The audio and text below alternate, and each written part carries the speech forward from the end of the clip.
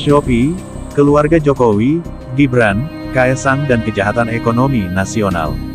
Oleh Christovita Wiloto, Chairman Strategik Indonesia. 1. Pembukaan, pesawat pribadi yang membuka tabir.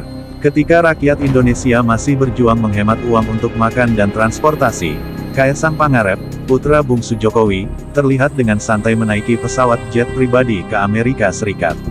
Tidak lama, publik tahu bahwa pesawat itu milik Shopee.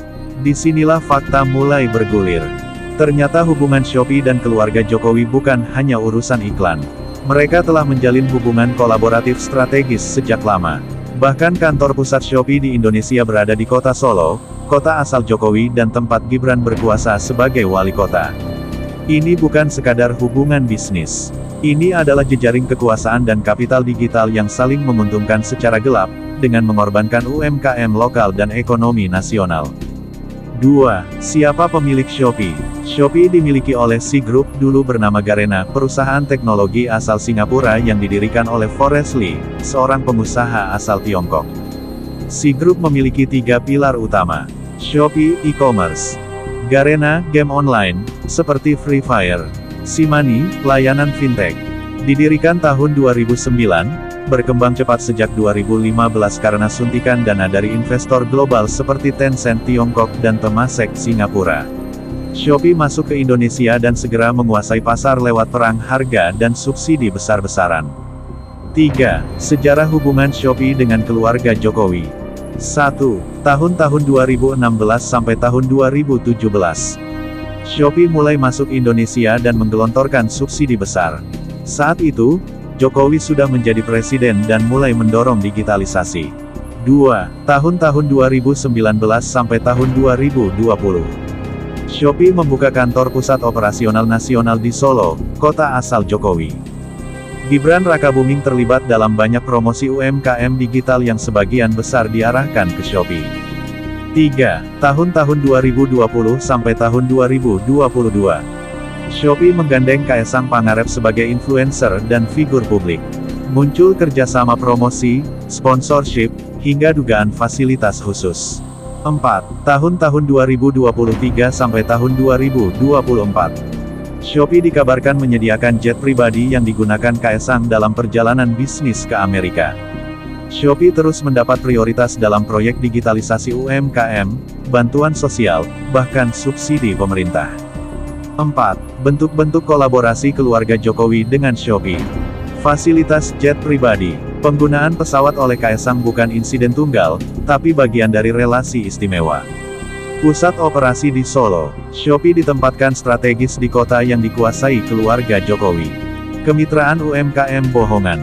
Gibran sering mengklaim mendorong UMKM digital, tapi mayoritas diarahkan ke Shopee. Bansos digital. Penyaluran bansos digital di beberapa kota terutama Solo dan Medan, diarahkan melalui platform ShopeePay dan mitra fintech mereka. Koneksi politik dan promosi. Shopee dapat promosi dari pejabat negara tanpa regulasi ketat. Banyak Pemda dipaksa atau diarahkan untuk menggunakan Shopee sebagai mitra e-commerce. 5. Kejahatan yang dilakukan dalam kolaborasi ini. 1. Penyelewengan jabatan untuk kepentingan bisnis keluarga.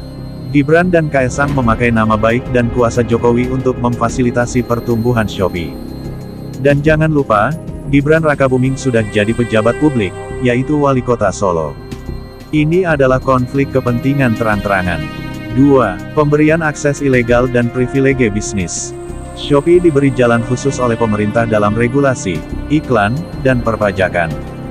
3. Menghancurkan UMKM lokal lewat predatory pricing.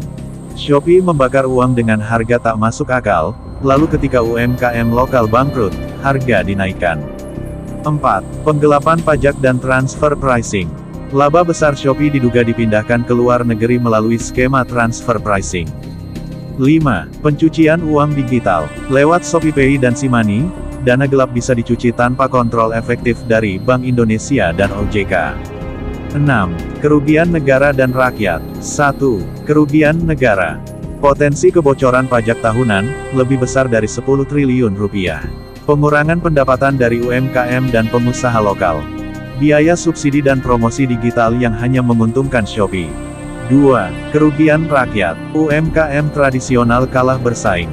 Produk dalam negeri disingkirkan. Konsumen akhirnya terjebak dalam sistem harga dan layanan monopoli. 7. Shopee sebagai alat penjajahan digital baru. Shopee adalah wajah kolonialisme digital abad ke-21. Menggunakan teknologi dan subsidi asing. Membungkus dengan iklan lokal dan wajah anak presiden.